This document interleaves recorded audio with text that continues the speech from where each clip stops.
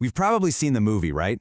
The Wolf of Wall Street, all that chaos, the parties, the sheer excess. But that's just the smokescreen. Behind all of it was a cold, brilliantly engineered financial machine. So today, we're going to pull back the curtain and take apart that machine piece by piece to see how the scam really worked.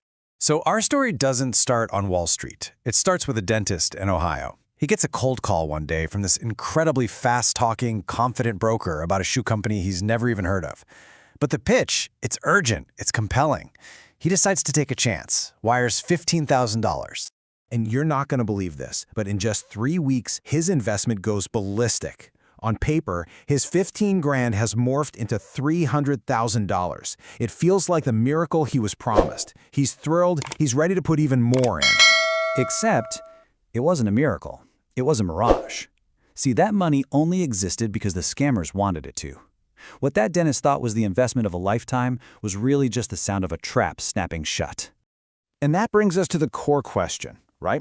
How on earth did Jordan Belfort and his firm, Stratton Oakmont, convince thousands of smart people that thin air was worth a fortune? How do you literally build a market from nothing and suck out hundreds of millions of dollars? Well, to get that, we have to start with the foundation of their entire operation. The whole scam was built on a very specific and pretty murky corner of the financial universe, the world of penny stocks. This was the environment, the playground, that made everything else possible. So, what exactly is a penny stock? Let's be clear, we're not talking about a stock like Apple or Microsoft that trades on the New York Stock Exchange. No, these things live on what are called over-the-counter markets. Think of it as the Wild West of finance. Almost no regulation, minimal rules about what companies have to tell you, and often no real standards at all. And this is exactly why these stocks were the perfect vehicle for fraud. I mean, think about it. The companies were usually just empty shells with no products, no sales, no profits. There were no real people buying or selling them, so there wasn't a real market price. With basically zero oversight, these stocks were fundamentally worthless. They were a perfect blank canvas, just waiting for a con artist like Belfort to come along and paint whatever picture he wanted. So with this blank canvas, Belfort didn't just commit fraud. He built an industrialized, 5-step machine to do it. This wasn't a one-off scam. It was an assembly line designed for one thing: separating people from their money. Okay, here's how the assembly line worked. Step 1, acquire. Stratton would secretly buy up basically the entire supply of a junk company stock for fractions of a penny. Step 2, the pitch. Their army of brokers would get on the phones with these masterful scripts and create a buying frenzy. Step 3, the pump. All that new demand from their victims allowed Stratton, who controlled all the supply, to drive the price up to insane levels. Then, the most important step of all, the dump.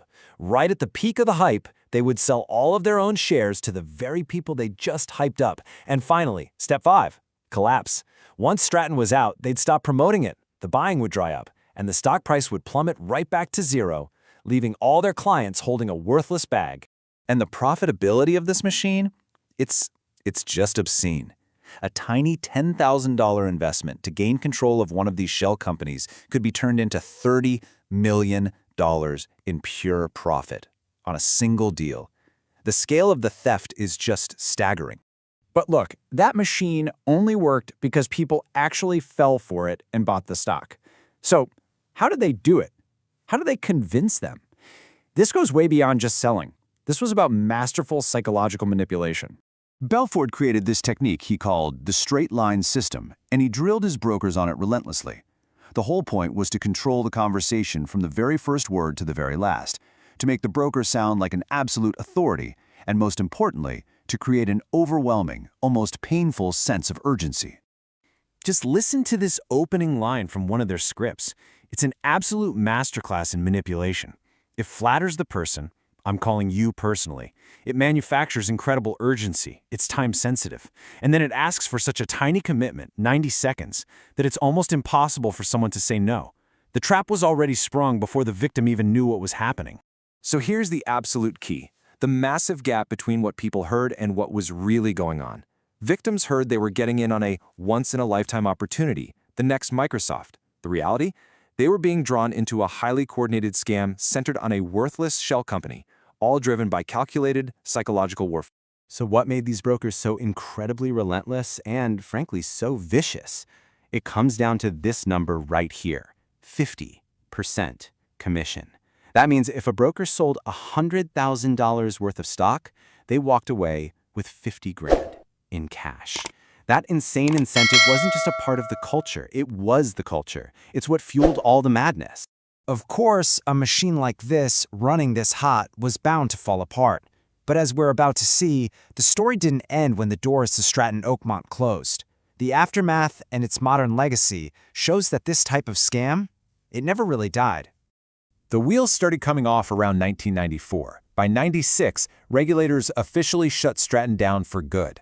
And a few years later, in 1999, the FBI finally caught up with Belfort and arrested him. He pleaded guilty, he cooperated, and in 2003, he was finally sentenced. But let's take a look at what justice actually looked like in this case.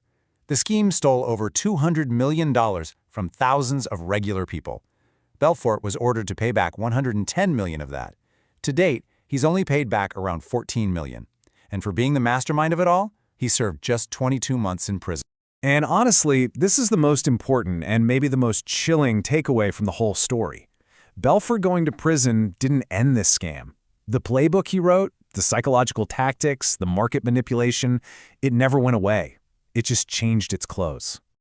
You can see the DNA of this scam everywhere today. You see it in cryptocurrency scams, where influencers hype up a coin only to dump it on their followers. You see it in NFT projects that create a ton of excitement and then just disappear. A rug pull.